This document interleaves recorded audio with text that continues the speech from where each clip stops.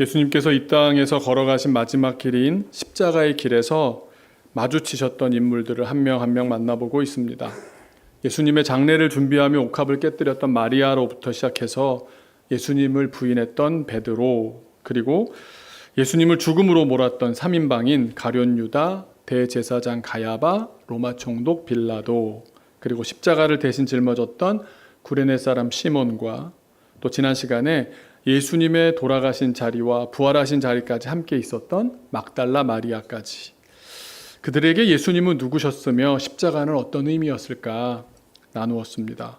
그리고 오늘은 이 십자가의 길에서 제 개인적으로 가장 본받고 싶은 사람, 또 우리 교회가 본받았으면 좋겠다고 생각되는 사람, 또 숨겨진 제자라고 부를 만한 사람, 예수님과 일정한 거리를 두면서도 한 번도 떨어진 적은 없었고 같은 마음으로 예수님의 일생과 사역에 함께했던 활동적인 제자는 아니었다 할지라도 예수님이 누구셨는지 애초에 알아차린 뒤 예수님의 큰 뜻을 따르면서도 자기 자리에서 자기가 할 수 있는 역할을 잘 감당했던, 십자가 처형의 현장에서 눈에 띄는 언행을 보여주지는 않았지만 그러나 예수님 이 땅에서의 마지막 남은 흔적까지도 잘 모시려고 했었던 바로 니고데모의 삶을 주제로 오늘 말씀을 나누고자 합니다.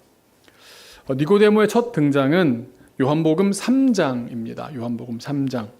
그런데 3장의 바로 앞 상황부터 보도록 하겠습니다. 2장 마지막부터 살펴보아야 니고데모가 얼마나 독특한 사람인지 알 수 있기 때문입니다. 요한복음 2장의 마지막 3절인 23, 24, 25절의 내용은 이렇습니다. 23절 한번 보여주시고 주보에 있는 거 확인하셔도 좋은데 굉장히 좋은 일이 벌어진 것 같습니다. 매우 감동적입니다. 예수님 때문에 사람들이 성경을 믿고 예수님의 말씀을 믿기 시작했다. 믿음이 시작되었다고 생각하니까 얼마나 감격적입니까? 그런데 바로 그렇게 말씀하시고 나서 24절 말씀이 분위기가 싸해지는 상황인 겁니다. 24절을 한번 같이 읽겠습니다. 시작. 예수는 그의 몸을 그들에게 의탁하지 아니하셨으니 이는 친히 모든 사람을 아심이요. 23절은 방금 전에 분명히 사람들이 예수님의 말씀을 믿었다고 했는데 24절은 뭡니까? 자기 몸을 예수님께서 의탁하지 않았다? 잘 이해가 되진 않습니다. 근데 원어로 보면 굉장히 분명한 대비가 이루어지고 있습니다. 23절과 4절을 하나로 보여주시면 23절에 믿었다라는 믿다라는 동사와 24절에 예수님이 의탁하지 않았다 할 때 의탁하다라는 동사가 같은 단어입니다. 같은 단어. 의지하다, 의탁하다 다 믿는다는 말 아닙니까? 그래서 23, 24 두 절을 한마디로 정리하면 이렇습니다. 제자들은 예수님을 믿었는데 예수님은 제자들을 믿지 않았다. 제자들은 예수님을 믿었는데 예수님은 제자들을 아직 믿지 않고 계시는 겁니다. 왜 그랬을까요? 24절 하반절에 이유를 말씀하십니다. 이는 무슨 뜻입니까? 그 이유는 친히 모든 사람을 다 아심이요.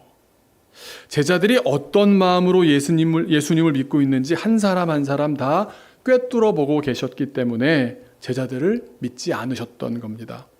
그리고 이 내용이 25절에서 한 번 더 반복하며 점층되며 강조됩니다. 25절도 보시면 하반절에 이는 그가 친히 사람의 속에 있는 것을 아셨음이니라. 예수님이 모든 사람을 아신다 뿐만 아니라 모든 사람의 마음속까지 아신다라고 반복하고 점층해 가면서 예수님은 다 아신다 이 사실을 강조하고 있습니다. 그러니까 사람들은 예수님을 믿었지만 예수님께서 사람들의 마음속을 들여다보실 정도로 다 알고 계셨기 때문에 사람들을 신뢰할 수가 없었다는 말입니다. 사람들의 마음속이 어땠기 때문에 그러셨을까요? 도대체 제자들의 믿음이 어땠길래 예수님은 아직 제자들을 믿어주실 수가 없었던 걸까요? 그 이유가 여기 23, 4, 5절에 그 앞쪽에 나오는데 오늘은 3장의 내용이 중심이다 보니까 제가 먼저 간략히 정리해드리겠습니다. 요한복음을 특징 짓는 단어가 하나 있습니다. 바로 표적이라는 단어입니다. 요한복음에만 많이 나옵니다. 마태, 마가, 누가복음에서는 이적이라고 많이 표현하는데 요한복음은 유독 표적이라고 많이 표현을 합니다. 같은 내용인 것 같은데 여기서는 표적이라고 얘기를 많이 하는 겁니다. 무슨 뜻인가 하면 기적은 기적인데 그 기적의 결과로 예수님이 메시아임을, 예수님이 하나님의 아들이심을 보여준다, 그것을 드러낸다 해서 표적이라고 말합니다. 그런데 이 장의 앞선 내용들은 사람들이 왜 믿었냐? 표적을 받기 때문에 믿었다 말씀합니다. 표적을 보여주셨더니 사람들은 표적을 보여주었는데 표적을 보여주신 예수님께는 관심이 없는 겁니다. 표적 그 내용에만 관심이 있는 겁니다. 가령 예수님께서 병을 고치십니다. 올바른 반응은 뭡니까? 아, 이분은 정녕 하나님의 아들이시구나. 이렇게 하라고 있는 게 표적인데 그 표적을 보고 엇나간 반응은 이런 겁니다. 오, 이거 내 오랜 수고원이 해결될 수 있겠는데? 사람들이 예수님의 표적을 보고 나서 왜 뛸 듯이 기뻐하고 열렬히 환영하고 그랬을까요? 그것은 내가 기대했던 일이 드디어 성취될 수 있겠다라는 희망이 생겨났기 때문인 겁니다. 사람은 누구나 다 내가 원하는 바가 이루어지기를 원합니다. 그런데 도대체 어떻게 해도 안 될 것 같고 어떤 방법으로도 안 될 것 같았는데 슈퍼히어로가 내 앞에 탁 나타났으니 얼마나 좋겠습니까? 그러니까 예수님이 좋은 것이 아니고 예수님을 알고 싶은 것도 아니고 내 인생 쥐구멍에 볕이 들어서 좋은 겁니다. 그렇게만 해주신다면 얼마든지 믿지요. 이러고 있는 겁니다. 신앙인지 아닌지 우리가 어떻게 알 수 있습니까? 무게중심이 어디에 있는지를 보면 됩니다. 표적이라고 하면 이 표적이라고 표현한 이유가 뭐겠습니까? 그 무게중심이 어디 있다는 말입니까? 표적이라는 말 자체가 예수님을 가리킨다 하지 않았습니까? 무게중심이 예수님께 있는 겁니다. 아무리 표적을 보여주셔도 나에게 좋은 기회야 라고 받아들이는 사람의 무게중심은 어디에 있는 겁니까? 자기에게 있는 겁니다. 내 소원을 성취해 줄 사람이라서 예수님을 믿는 겁니다. 예수님의 인격에는 관심이 없는 겁니다. 그렇게 무게중심이 자기 쪽으로 확 기울어 있다 보니까 예수님이 주인 되시고 나는 그 주님께 순종하는 신앙으로 나아가기가 어려운 겁니다. 끝까지 내 인생의 주인공은 나야 나이고 예수님은 그저 내 소원 성취를 위한 수단일 뿐입니다. 우리가 신앙생활이 여기에 머물러 있을 수가 얼마든지 있습니다. 그러니 어떤 한계가 드러나겠습니까? 내가 기대하는 바대로 움직여주지 않으시면 매우 실망하고요. 계속 끝까지 안 이루어주시면 그냥 거기까지인 걸로 관계가 끊어지고 지속되지 못합니다. 그래서 신앙생활이 어려운 이유가 다른 어려움 몇 가지, 여러 가지를 말하겠지만 결국은 한 가지입니다. 사람들이 자기중심적이기 때문에 그렇습니다. 그걸 탓할 수가 없는 것이요. 그게 인간의 본능이거든요. 우리 다 그렇거든요. 그런데 문제는 신앙은 그 본능을 거스르거든요. 그래서 우리가 성령의 능력이 아니고서는 신앙으로 사는 게 그냥 되는 게 아닙니다. 사람들이 예수님께 올 때 자기 마음속에 있는 욕망을 투사합니다. 마음속에 욕망의 설계도를 예수님께 들이대는 겁니다. 누구나 그러합니다. 저도 자꾸 말씀드리니까 오해를 하시는데 제가 그렇게 하겠다는 게 아니라 제가 기도하고 깊이 들여다보면 제 마음속에 있는 소원이 있더라니까요. 뭐냐 하면 큰 교회에 대한 소원이 있더라고요. 저한테. 그걸 제가 지금 지향하겠다는 말이 아니라 제 밑에 깔려있는 것 중에 그런 게 있더라고요. 또 다들 그런 것 있지 않습니까? 자녀 때문에, 병 때문에, 또 외로움 때문에, 정서적인 것 때문에 여러 가지 이유에서 이게 좀 해결됐으면 하는 마음으로 나올 수 있습니다. 다 괜찮습니다. 그래서 예수님께 그렇기 때문에 예수님께 나아오는 것 아니겠습니까? 그것이 귀하지 않다는 것이 아닙니다. 다만 우리가 내 소원의 성취에 머물러만 있으면 안 된다는 겁니다. 주님 앞에 나온 김에 예수님을 자꾸 바라봐야 합니다. 무게중심을 조금씩 예수님 쪽으로 옮겨가야 하는 겁니다. 처음부터 십자가를 지는 사람이 누가 있겠습니까? 예수님 바라보다 보니까 하나둘 예수님 따라 살게도 되고 예수님 따라 살아가다 보니까 십자가도 자연스레 기쁨으로 지게 되는 것 아니겠습니까? 순교자들이요.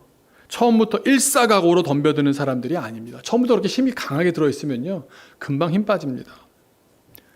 순교자라 할지라도 여전히 자기의 소원이 있어서 예수님께 자꾸 부탁하면서도 동시에 예수님을 꾸준히 바라보며 대화 나누는 가운데 조금씩 변화되어 가는 사람들일 뿐입니다. 하지만 내 욕망의 설계도만 계속 들이대면서 예수님을 수단으로 대하다 보면 내 희망사항이 선입견이 되고 조건이 됩니다.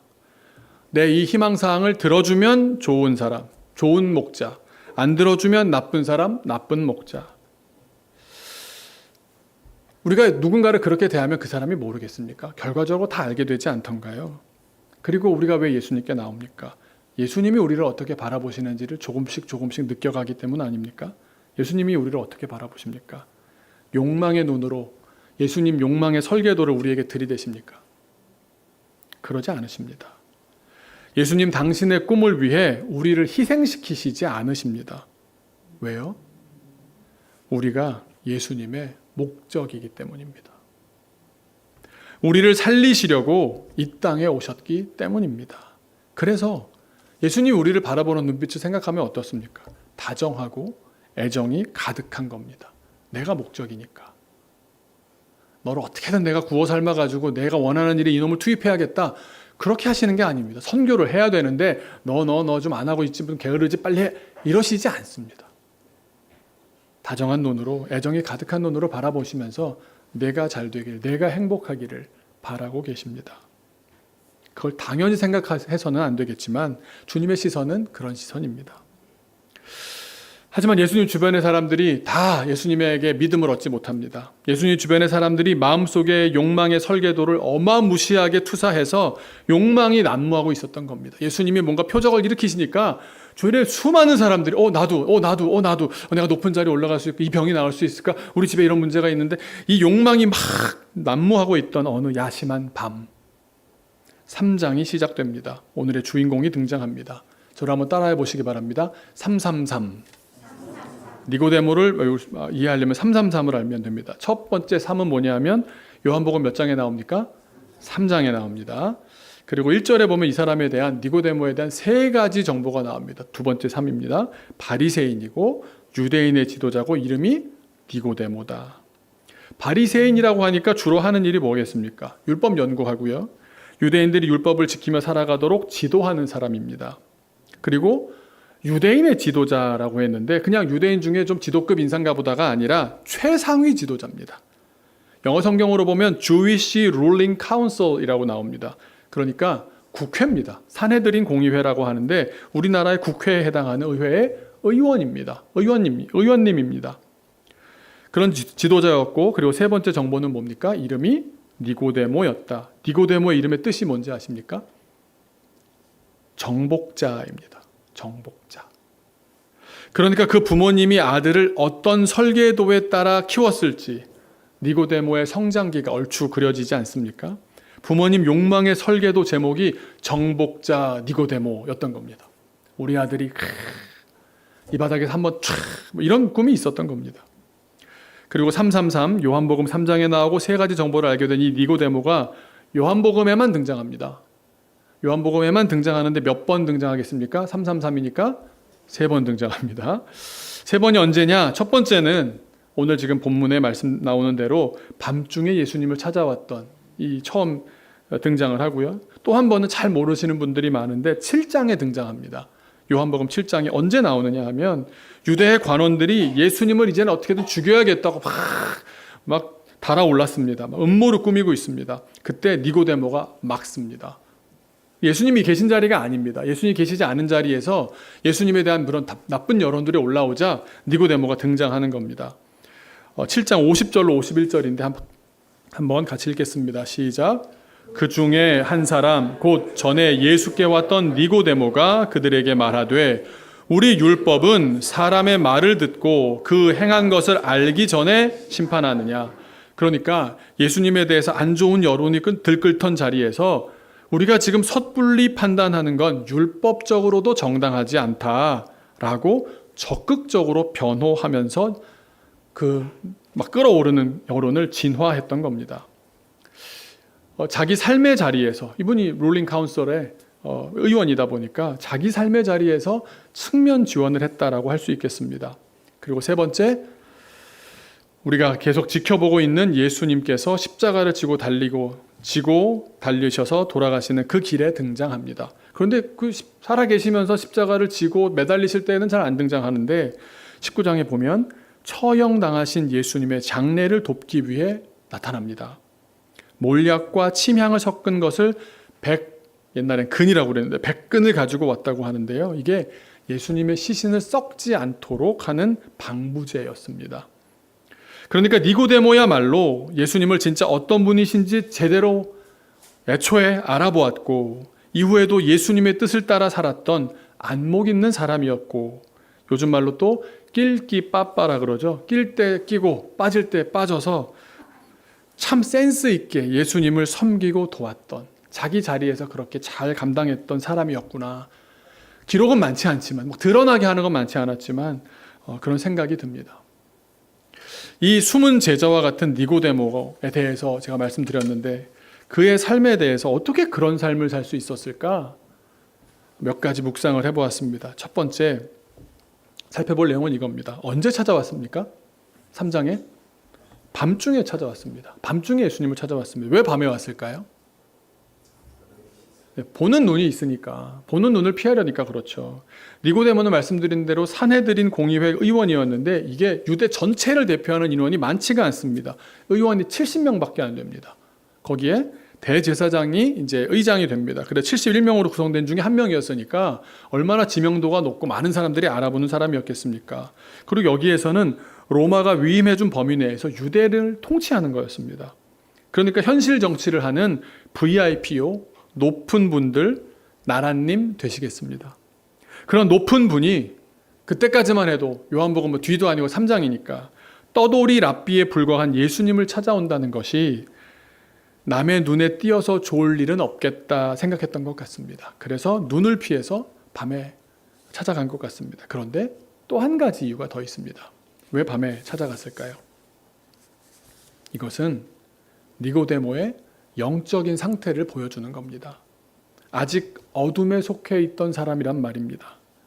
아니 사실 모든 사람들이 온 세상이 다 표적을 보고도 예수님을 제대로 믿지 못했으니 영적인 밤중 아니겠습니까? 그런데 우리가 니고데모로부터 본받을 점은 무엇입니까? 온 세상이 깜깜하여서 참 빛이 없었는데 거기 머물러 있지 않고 어떻게 했습니까? 오직 한 사람 니고데모만이 빛 되신 예수님께 나아왔습니다. 모두가 밤에 살고 있었지만 빛을 찾아 용감하게 걸음을 내딛었다는 사실입니다. 니고데모는 이후로도 이 시대가 너무 어두워서 예수님이 죽을 것 같다는 생각을 하지 않았겠습니까? 이 시대 정신으로는, 이 시대 사람들로는, 이 시대의 사람들의 욕망으로는 예수님을 살려줄 수 없겠다. 자기가 성경을 보아도 예언을 보아도 예수님이 어린 양으로 돌아가시겠구나라는 생각을 하지 않았겠습니까? 그 어둠 속에서 혼자 외롭게 등불을 들고 있었던 사람 같습니다. 제 머릿속에 니고데모 하면 그 등불을 들고 있는 사람으로 계속 떠오릅니다. 예수님을 사형시키기까지 했던 시대는 어두웠지만 예수님의 빛을 따라 살아냈던 귀한 한 사람이었던 겁니다. 우리의 영적 상태는 어떻습니까? 나의 영적 상태는 어떻습니까? 낮에 사십니까? 밤에 사십니까? 빛으로 나아가셔야 삽니다. 내 소원으로 인해 예수님께 나아왔더라도 이제 예수님을 바라보면서 계속 무게중심을 주님께로 옮겨가야 할 줄로 믿습니다. 지금 오늘 예배를 향해 걸어 나오신 우리 교우들의 걸음이 어두운 세상 속에 살지만 참 빛 되신 예수님을 향해 내딛으신 니고데모의 걸음이신 줄로 믿습니다. 두 번째로 찾아와서 뭐 했습니까? 찾아와서 솔직하게 대화했습니다. 내용이 정말 솔직합니다. 정말 솔직합니다. 이 대화를 재구성하느라고 제가 시간을 설교 준비하면서 많이 보냈는데요. 제일 중심이 되는 건 이겁니다. 직접 대화했다라는 게 중요합니다. 저도 목회하고 사람 만나보면요. 이렇게 들리는 말들로 가지고 사람을 판단하는 경우들이 많습니다. 다른 사람들이 들려주는 말들로 예수님에 대해서 누군가에 대해서 판단하지 않고 직접 찾아와 말씀을 나누었습니다. 우리가 예수님과 직접 대화해야 신앙이 성장합니다. 니고데모는 처음 만났지 않습니까? 예수님 처음 봤지 않습니까? 대면한 게 처음이지 않습니까? 얼마나 어색했겠습니까? 서로에게 존대는 어떻게 할지, 젊으신데 내가 나이가 많을 것 같은데 존대를 해야 될지, 용어는 어떻게 해야 될지, 나는 옷을 좀 이렇게 멋있게 입고 갔는데 옷을 벗어나야 될지, 굉장히 신경 쓸 내용이 많았을 겁니다. 그래서 먼저 예수님께 대해 자기가 먼저 털었습니다. 자기가 알고 상상하고 생각해왔던 모든 것을 말씀드립니다. 랍비여, 우리가 당신은 하나님께로부터 오신 선생인 줄 아나이다.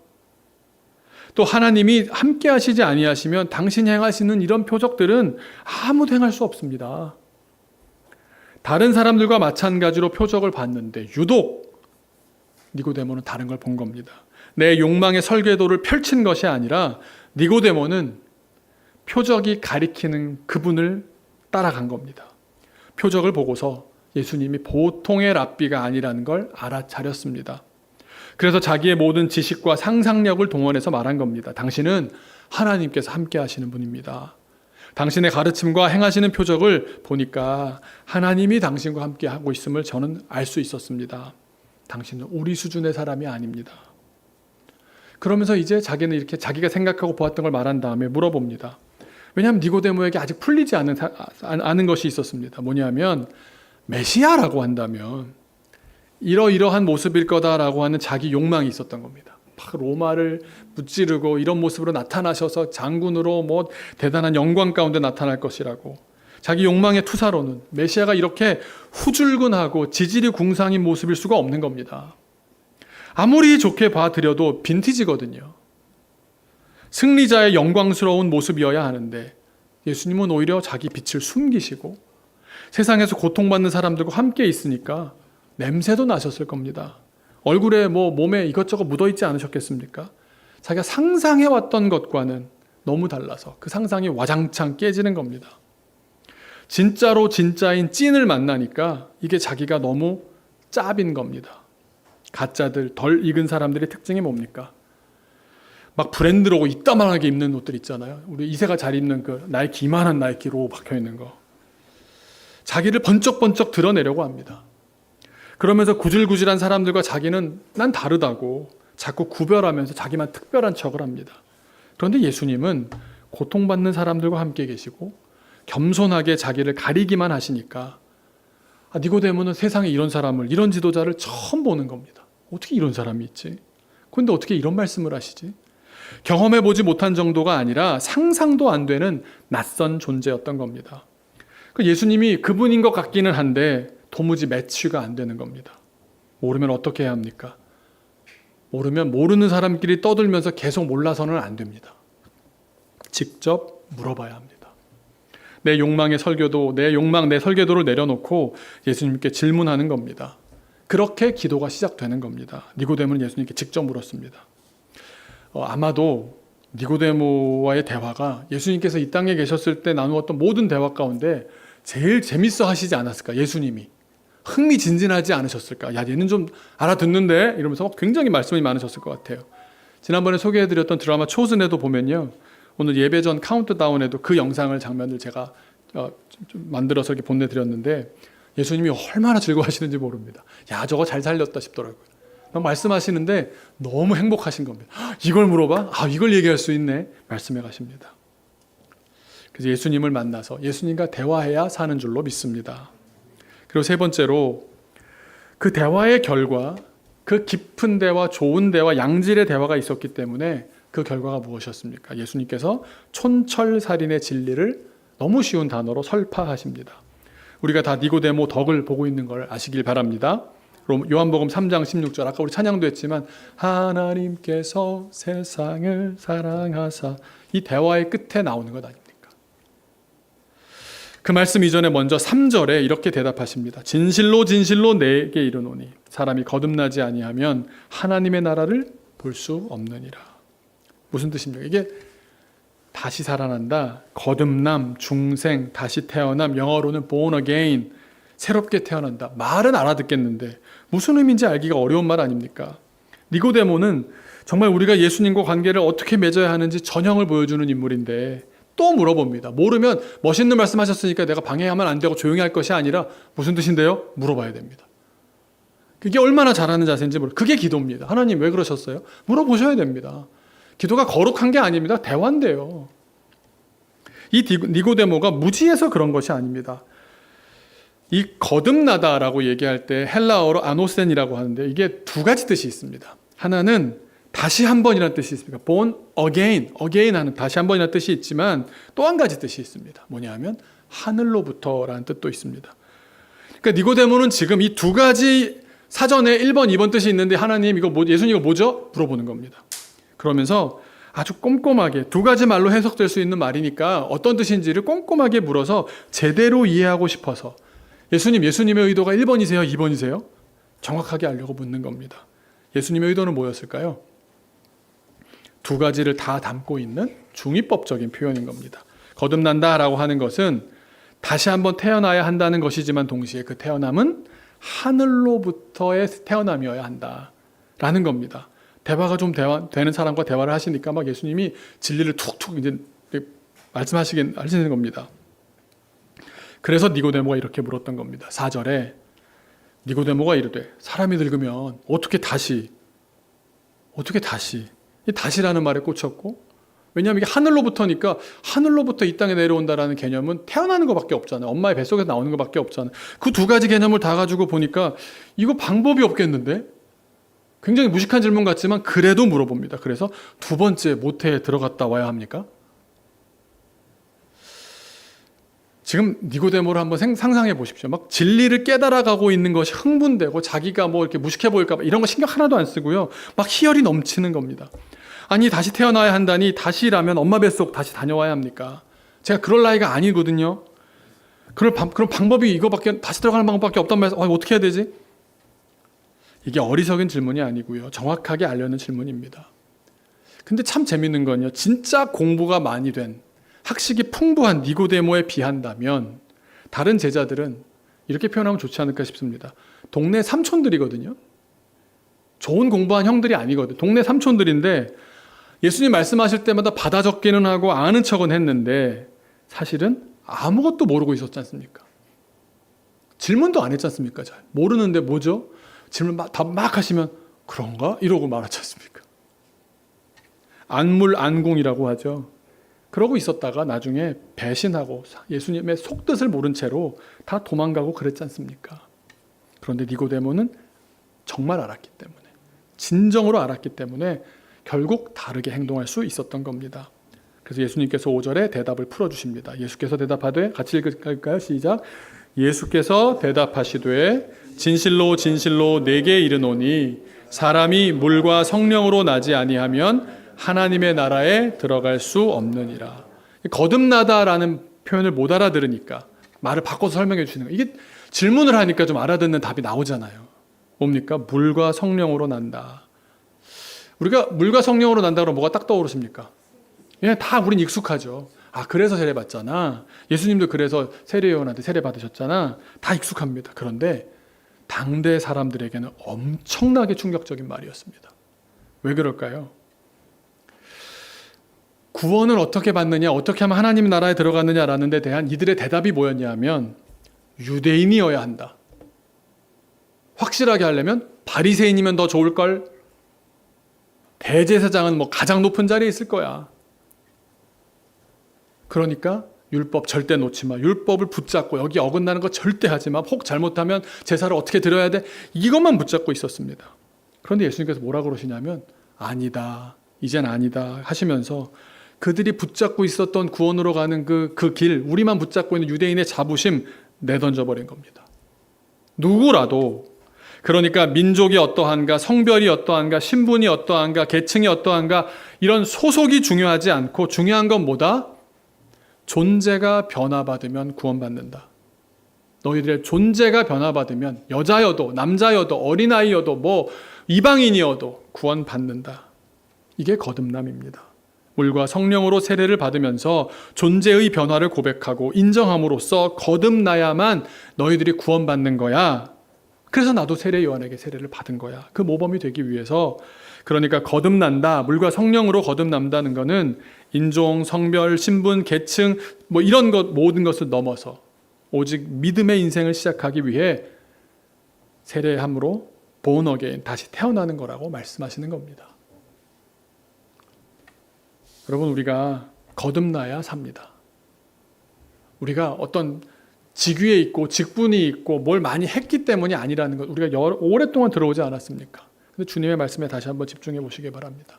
거듭나야 삽니다. 자기 중심성을 깨야 삽니다. 거듭났다고 하면서도 세례는 받았지만 삶이 뒷받침되지 않으면 주님 모르시겠습니까? 세례는 어디까지나 방향을 결정하는 겁니다. 그 다음에 그렇게 살려고 노력하는 겁니다. 안 되죠. 죽을 날까지 안 됩니다. 하지만 그 방향을 정하는 거고 그 방향을 향해서 가는 겁니다. 혼자 못 가겠으니까 같이 가는 거고요. 애들은 어려우니까 어른들이 도와주는 거고요. 그러라고 교회가 있는 거고요. 함께 그 길 가는 겁니다. 거듭나야 자기 중심성을 깨야 사는 줄로 믿습니다. 그리고 마지막으로 예수님을 왕으로 섬기는 삶을 살았으면 좋겠습니다. 이것이 니고데모가 보여주는 삶입니다. 빌라도가 아리마대 요셉에게 장사하기 위해 예수님의 시체를 가져가는 것을 허락합니다. 근데 아마 그 뒤에서 뭔가 이렇게 얘기가 되고 있었던 것 같습니다. 니고데모도 그 일에 관여했습니다. 예수님의 장례는 여러분 중요한 게 뭡니까? 급이라는 게 있잖아요. 그죠? 왕에 걸맞는 장례가 되도록 준비했습니다. 니고데모는 매우 값비싼 향료를 100근 준비했습니다.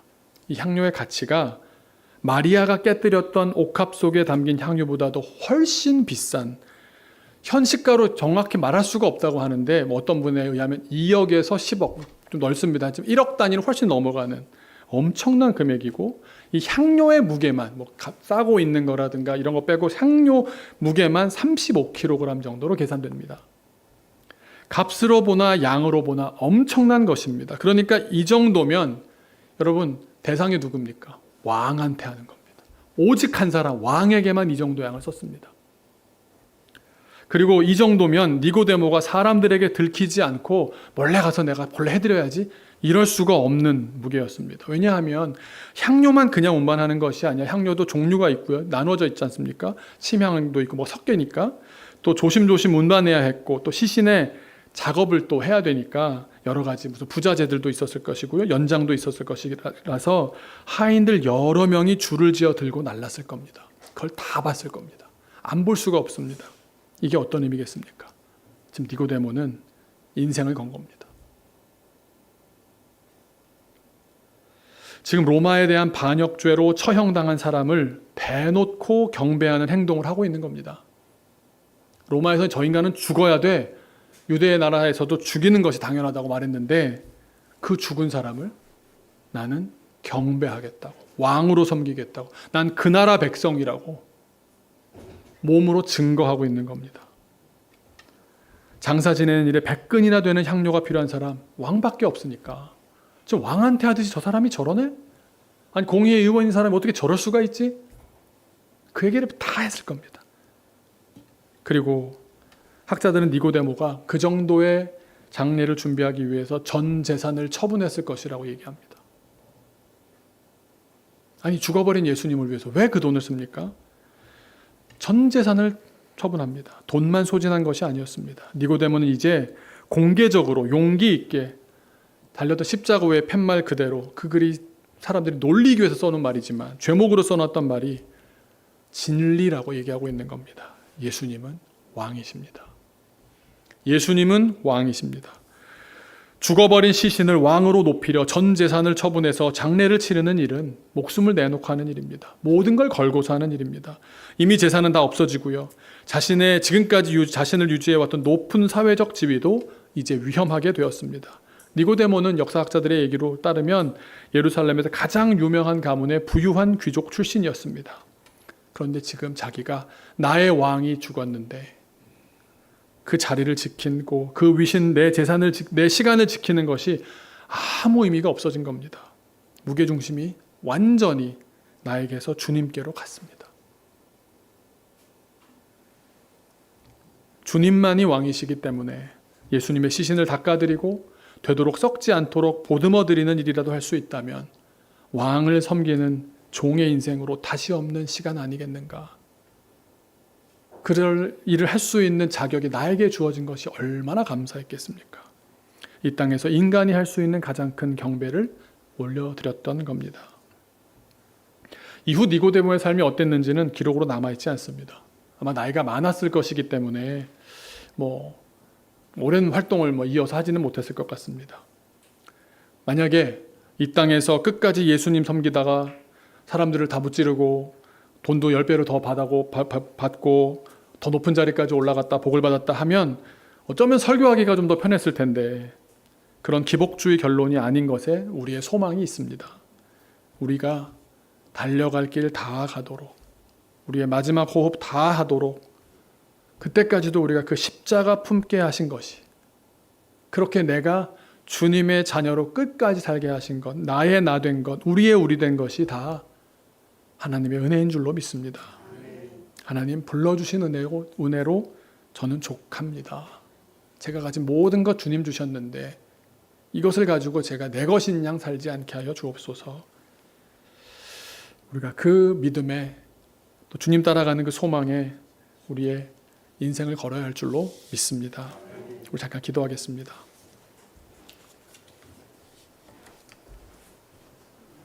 우리의 삶을 한번 돌아보았으면 좋겠습니다. 우리는 밤에 살고 있습니까? 빛을 향해서 나아가고 있습니까? 또 주님과 대화를 원활하게 하고 계십니까? 또 우리가 예수님을 나의 왕으로 섬기고 있습니까? 우리가 거듭나서 우리의 중심성을 깨고 주님과의 깊은 관계로 들어가고 있습니까? 이 시간 조용히 묵상하면서 자기를 돌아보았으면 좋겠습니다.